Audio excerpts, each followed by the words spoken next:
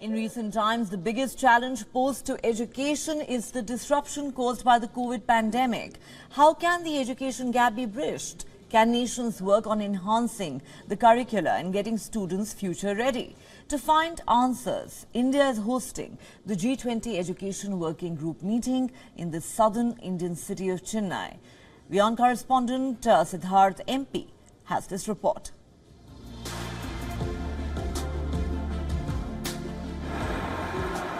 Big or small, superpower or not, every nation hopes to provide a better future for their upcoming generations. Education and empowerment of youth is key to attaining that goal. When things appear to be progressing quite well, the COVID pandemic struck and disrupted the way education was imparted. Technology made online classes possible, but not everyone was fortunate to have access to it. As the host of the G20 summit, India conducted the year's first ever G20 Education Working Group meeting. It brings together delegates and academia from G20 nations and invited countries. Over 900 stakeholders gathered in the southern Indian city of Chennai in order to learn and exchange best practices in the field of education.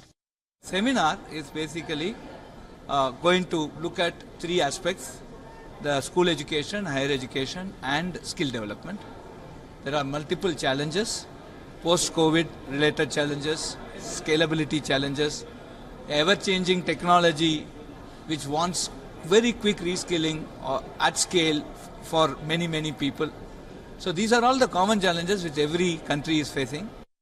Premier Indian and international institutions are part of the discussions, and several key issues have been identified. These include tech-enabled foundational literacy and numeracy, which is the basic ability for children to read and perform simple math calculations. Making tech-enabled learning more inclusive is a key focus area. Preparing for the future of work and strengthening research and innovation via collaborations also feature in the list. If you just think about how fast change is taking place in terms of the internet, in terms of access to devices, now we talk about ChatGPT. I just found it out last month. It is going to make a revolution in the internet, so there are lots of new things that we can use to make sure children learn and that all children learn. And it really gives us the kind of hope in terms of bridging that gap that we already have.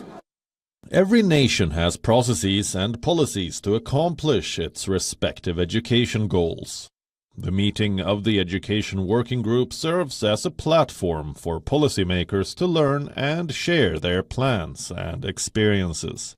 Foreign nations also exhibited the opportunities that their academia could offer to Indian students. Australia is really looking to India to see how it implements its national education plan because the amount of students in India are so huge and you're working on such a really fast timeline. So we'll be interested to see how you go with that and how you make those changes. And in terms of what we can bring, we offer, quality assured education for Indian students and really look forward to sharing how we do our quality assurance to make sure that educational outcomes are really fit for purpose. In terms of education, technology and technical skills, there is a lot that India can offer to the world.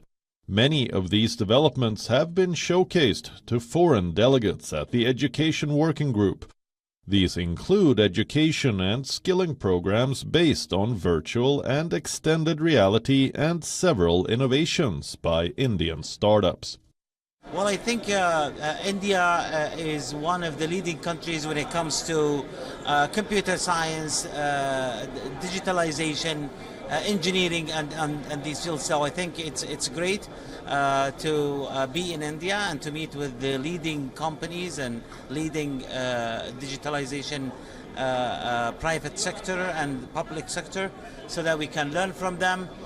Share these with our departments, government departments and private sector in Saudi Arabia, and we can always learn from each other. Digital technologies and policy reforms are clearly the main focus area at the G20 Education Working Group.